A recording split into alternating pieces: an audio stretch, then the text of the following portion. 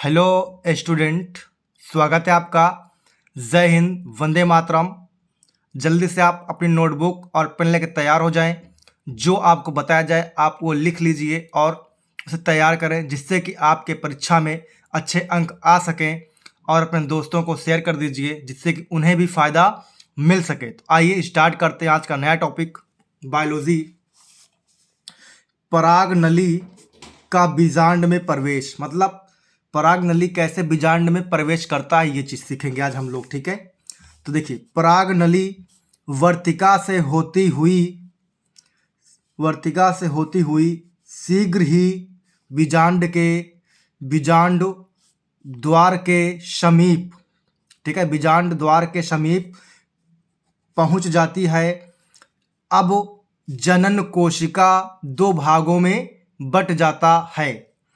ठीक है, अब जनन दो भागों में बट जाता है। तो आइए आगे देखते हैं। अब पराग नली बीजांड द्वार द्वारा, देखिए द्वार मतलब प्रवेश, ठीक है, दरवाजा, और द्वारा मतलब उसके किसी के द्वारा बीजांड में प्रवेश करती है। इस क्रिया को अंडद्वारी प्रवेश कहते हैं। कुछ पौधों में पराग नली निभाग द्वार द्वारा बीजांड में प्रवेश करती है। इसको निभागी प्रवेश कहते हैं। एग्जाम्पल इसका है केजू एराइना।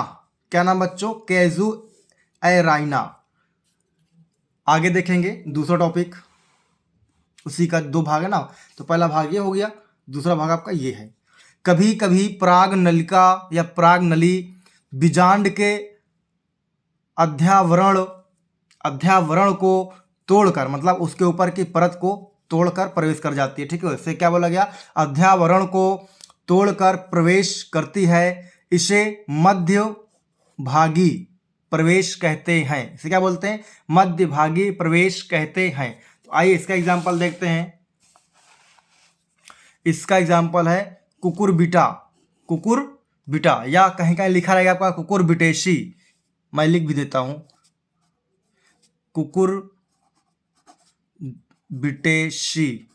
ठीक है, इसका मतलब है कि जितना भी खीरा ककड़ी ये सब चीज़ें होती हैं, ये इसी के अंतर्गत आते हैं। ठीक है, तो चलें एक नया टॉपिक जो कि बहुत ही महत्वपूर्ण है, यहाँ लिखा भी है, इम्पोर्टेंट है। ठीक है, तो आइए देखते हैं। पराग नली का भ्रूण कोश में प्रवेश। ठीक है, पराग नली कैसे भ्रूण कोश में प्रवेश करती है, आइए देखते हैं। पराग नली बीजांड में प्रवेश करने के पश्चात, मतलब बाद, बीजांड काय को भेदती हुई भ्रूण कोश में प्रवेश करती है। फिर आगे देखिए, पराग नली का अंतिम सिरा अंड उपकरण में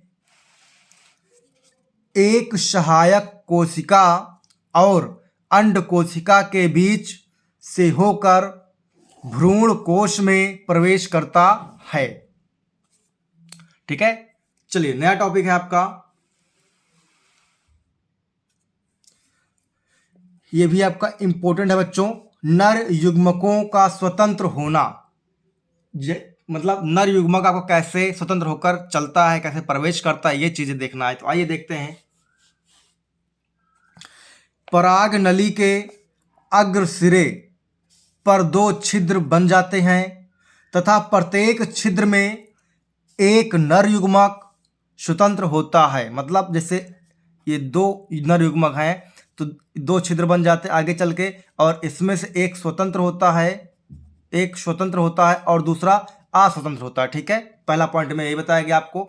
तो ये दूसरा पॉइंट देखते हैं। पराग नली भ्रूण कोश में आकर अगले सिरे पर से विघटित, मतलब टूट जाती है। ठीक है, विघटित हो जाती है और दोनों नर युग्मक स्वतंत्र हो जाते हैं। पहले एक स्वतंत्र था, यहाँ पास क्या हुआ, जब भ्रूण कोश आकर अगले सिरे पर टूट जाता है तो दोनों नर युग्मक क्या हो जाते हैं, आपके स्वतंत्र हो जाते हैं। आइए तीसरा टॉपिक देखते हैं क्या बताया जा रहा है। तीसरा टॉपिक, कभी कभी पराग नली अपने अग्र सिरे पर दो भागों में बढ़ जाती है। एक सिरा अंड उपकरण की ओर तथा दूसरा केंद्र की ओर बढ़ जाता है और बाद में दोनों विघटित होकर स्वतंत्र हो जाते हैं। तो आपका ये भी टॉपिक कंप्लीट हो गया। आइए नेक्स्ट टॉपिक देखते हैं बच्चों। ये आपका मोस्ट इंपोर्टेंट क्वेश्चन है, ठीक है, यहाँ लिखा हुआ है द्विनिषेचन या दोहरा निषेचन क्या होता है। आइए समझते हैं, बहुत ही इंपॉर्टेंट क्वेश्चन है, परीक्षा में छपने वाला क्वेश्चन है ये। तो देखिए बच्चों, ये क्वेश्चन जो है परीक्षा में छपने वाले हैं। क्या है दोहरा निषेचन।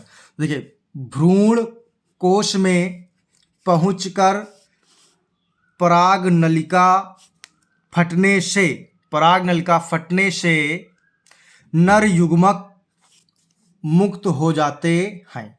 सही बात है, जब पराग नलिका में क्या लगे होते हैं, पराग कण लगे होते हैं, ठीक है, और जब ये फटेगा तो क्या होगा, इससे नर युग्मक जो है आपके बाहर निकल जाएंगे, मुक्त हो जाएंगे। इनमें से एक नर युग्मक अंड कोशिका अर्थात मादा युग्मक की ओर, ठीक है, से संयोजन करके एक युग्मनज अर्थात जाइगोट बनाते हैं। इसे संयुग्मन या सत्य निषेचन कहते हैं।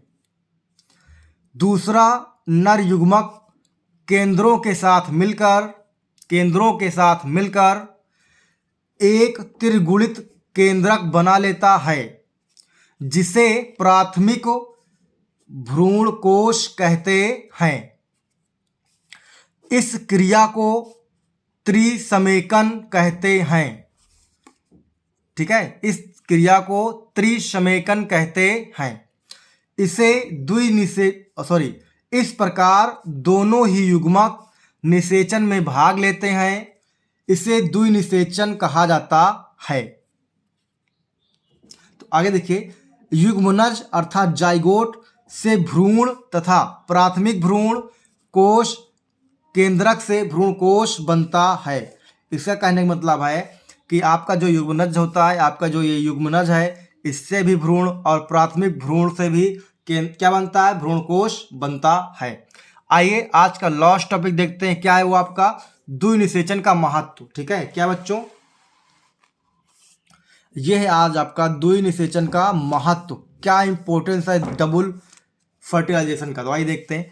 द्विनिषेचन का वर्णन सर्वप्रथम वैज्ञानिक नवाशिन, क्या नाम बच्चों इसका, वैज्ञानिक नवाशिन द्वारा सन 1898 में लिलियम एवं फ्रिटिलेरिया नामक पौधों में किया गया था। बाद में पता चला कि यह पौधा आवृतबीजी है और उनका मुख्य लक्षण है युग्मनज से भ्रूण बनता है तथा भ्रूणकोश केंद्रक से भ्रूणकोश केंद्र का निर्माण होता है। भ्रूणकोश में भोजन एकत्र रहता है जो भ्रूणी विकास अथवा बीजों के अंकुरण के